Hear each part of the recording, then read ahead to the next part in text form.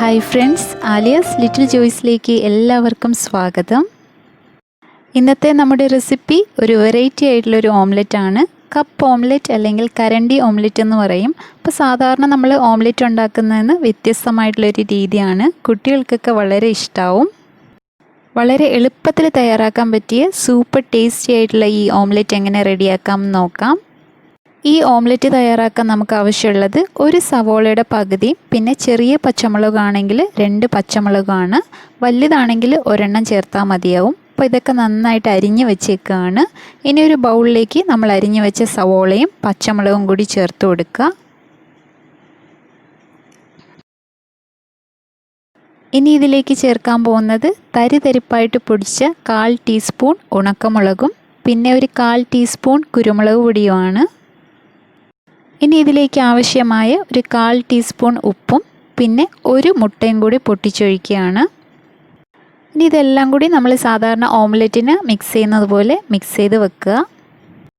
ഇനി നമുക്ക് ഓംലെറ്റ് റെഡിയാക്കാൻ തുടങ്ങാം. അപ്പോൾ ഈ കപ്പ് ഓംലെറ്റ് റെഡിയാക്കാൻ നമുക്ക് ആവശ്യമുള്ളത് ചെറിയൊരു ഇതുപോലത്തെ നോൺ സ്റ്റിക്ക് പാനാണ്. നമ്മൾ കടുകൊക്കെ വറുക്കാൻ ഉപയോഗിക്കുന്ന ചെറിയൊരു പാനാണിത്.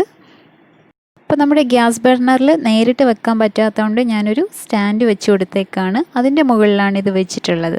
ഇനി നമുക്കിതിലേക്ക് ആവശ്യത്തിനുള്ള 2 ടീസ്പൂൺ എണ്ണ ഒഴിച്ച് കൊടുക്കാം. എണ്ണ നന്നായിട്ട് ചൂടായതിനു ശേഷം നമ്മൾ തയ്യാറാക്കി വെച്ചിരിക്കുന്ന ഓംലെറ്റിൻ്റെ മിക്സ് ചേർത്ത് കൊടുക്കുക. അപ്പോൾ ഇതെപ്പോഴും നല്ല ലോ ഫ്ലെയിമിൽ വേണം കുക്ക് ചെയ്തെടുക്കാനായിട്ട്. സാധാരണ ഓംലെറ്റ് റെഡിയാക്കുന്നതിനേക്കാളും കുറച്ചധികം സമയം വേണം. അപ്പോൾ ഇത് നന്നായിട്ട് കുക്കായി കിട്ടാൻ വേണ്ടിയിട്ട് നമ്മളൊരു സ്പൂൺ കൊണ്ട് ഇതുപോലെ ചെറുതായിട്ടൊന്ന് ഇളക്കി കൊടുക്കുക.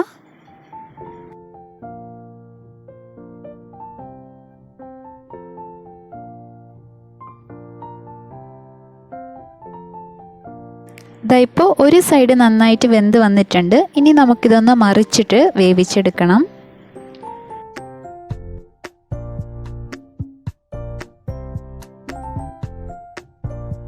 തിരിച്ചിട്ടതിന് ശേഷം മറ്റേ വശവും കൂടി നന്നായിട്ടൊന്ന് മൊരിയിച്ചെടുക്കുക. ഇതെപ്പോഴും നമ്മൾ ലോ ഫ്ലെയിമിൽ വേണം കുക്ക് ചെയ്യാനായിട്ട്. അപ്പോൾ സാധാരണ ഓംലെറ്റിനേക്കാളും കുറച്ചധികം സമയമെടുക്കും. എന്നാലും നമുക്ക് ഈ കപ്പ് പോലത്തെ ഷേപ്പ് കിട്ടണമെങ്കിൽ നമുക്ക് ഇങ്ങനെ തന്നെ ചെയ്തെടുക്കാൻ പറ്റുള്ളൂ. അപ്പോൾ ഇത് 2 സൈഡും ഇടയ്ക്കിടയ്ക്ക് തിരിച്ചും മറിച്ചുമിട്ട് വേവിച്ചെടുക്കാം. ഇപ്പോൾ നമ്മുടെ ഓംലെറ്റ് റെഡി ആയിട്ടുണ്ട്. നല്ല സൂപ്പർ ടേസ്റ്റി ആയിട്ടുള്ളൊരു ഓംലെറ്റാണ്. ഇതിന് കപ്പ് ഓംലെറ്റ് എന്നും കരണ്ടി ഓംലെറ്റ് എന്നൊക്കെ പറയാറുണ്ട്. ചോറിനൊപ്പം മാത്രമല്ല സാമ്പാറിൻ്റെയും രസത്തിൻ്റെയും കൂടെ കൂട്ടി കഴിക്കാൻ പറ്റിയ നല്ലൊരു ഡിഷാണിത്. അപ്പോൾ നിങ്ങളെല്ലാവരും ഇതൊന്ന് ട്രൈ ചെയ്ത് നോക്കുക. കുട്ടികൾക്കൊക്കെ ഇത് നന്നായിട്ട് ഇഷ്ടപ്പെടും.